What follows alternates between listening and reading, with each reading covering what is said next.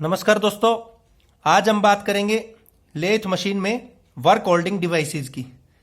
It means जो work piece को, job को जो होल्ड करने के काम आते हैं उनको हम लोग बोलते हैं वर्क होल्डिंग डिवाइसेस। इससे पहले मैं वीडियो बना चुका हूं, उसमें मैंने आपको समझाया था टूल होल्डिंग डिवाइसेस। जैसे ड्रिल है तो ड्रिल में तो टूल होल्डिंग डिवाइसेस क्या होते हैं। अब है हमारे पास वर्क पीस को होल्ड करने के लिए जो डिवाइसेस यूज होते हैं वो कौन कौन से होते हैं।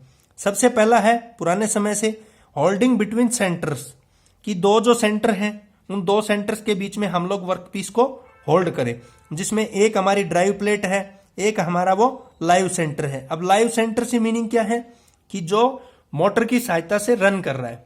अब मोटर की सहायता से जिसको, जैसे हेड स्टॉक है तो हेड स्टॉक में ये हमारा हिस्सा है।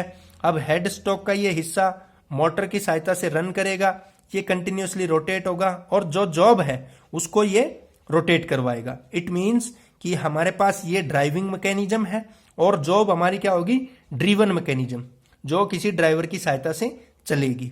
यहां पे ये जो डेड सेंटर है ये इसको सपोर्ट देता था, तो इस सपोर्ट की वजह से ये किसी तरह की कोई प्रॉब्लम नहीं आती थी, एक्यूरेसी का लेवल कुछ बढ़ जाता था और फिर ये कंटिन्यूसली रन करती थी, नीचे गिरने के चांसेस नहीं रहते थे।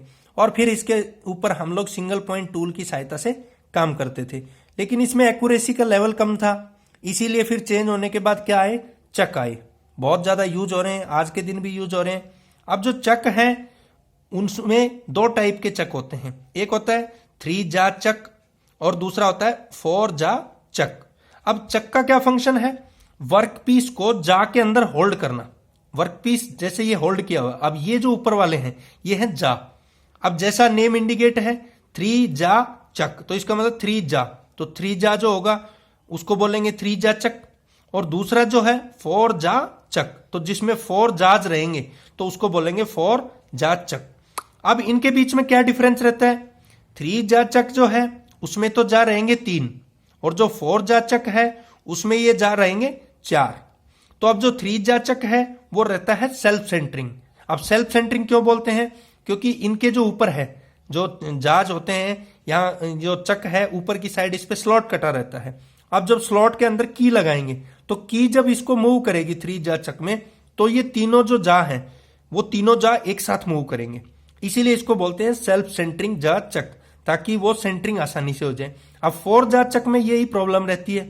अब 4 जा चक में हम लोग बड़ी जो जॉब है उसको होल्ड कर सकते हैं आसानी से, लेकिन इसमें प्रॉब्लम सेल्फ सेंटरिंग की रहती है। तो इसको सेंटर करने के लिए हम लोग डायल इंडिकेटर का यूज करते हैं ताकि जॉब हमारी सेंटर में रहे।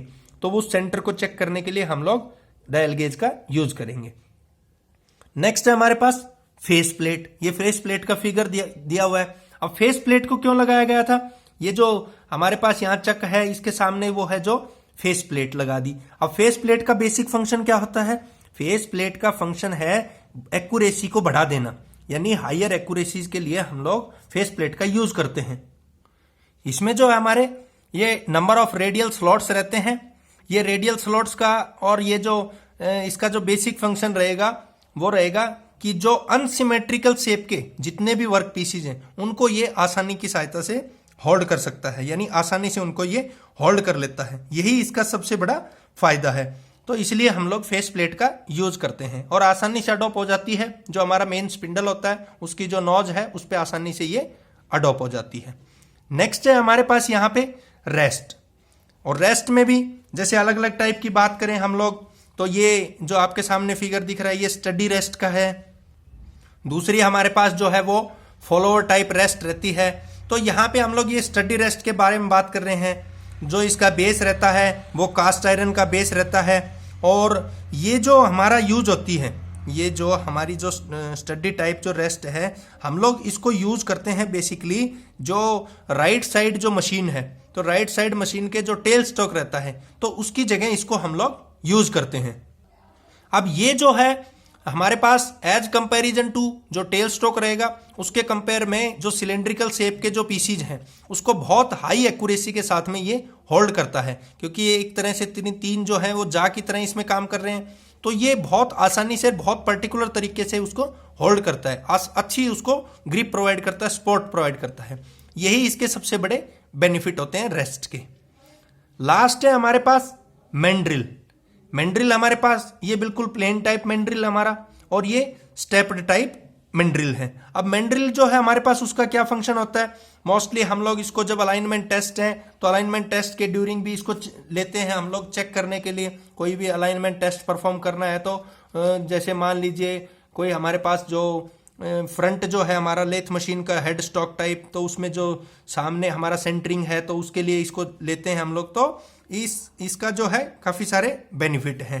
अब यहाँ पे हम लोग इसकी बात कर रहे हैं मैंड्रिल की, तो यहाँ पे बेसिक इसका क्या फंक्शन है, किस पर्पज से हम लोग इसको यूज करते हैं मैंड्रिल को, कि जब हमारे पास जो होलो पार्ट्स हैं, यानी सेंटर से जो कोई होलो पार्ट है, जैसे फॉर एग्जांपल कोई गियर है, कोई गियर ब्लैंक है, कोई पुली है, तो इस तरह के जो मटेरियल्स हैं, इस तरह के जो वर्क पीस है जो सेंटर से हमारे होलो रहते हैं, उनको होल्ड करने के लिए जिस चीज का यूज करते हैं वो हमारे पास होता है मैंड्रिल। तो आसानी से इन पे होल्ड करके और फिर उन पे हम लोग काम कर सकते हैं, उस टाइप के वर्क पीसीज पे काम कर सकते हैं। तो ये बेसिक फंक्शन होता है मैंड्रिल का।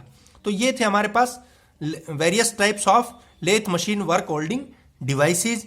तो बहुत ही जो है आप लोग इसको सिंपल वे में समझने की कोशिश करें, क्योंकि बहुत ही सिंपल है और एग्जाम पॉइंट ऑफ व्यू से बहुत ही जो है इम्पोर्टेंट है, और पेपर में जो है लेंदी क्वेश्चंस में ये आते हैं। थैंक यू दोस्तों।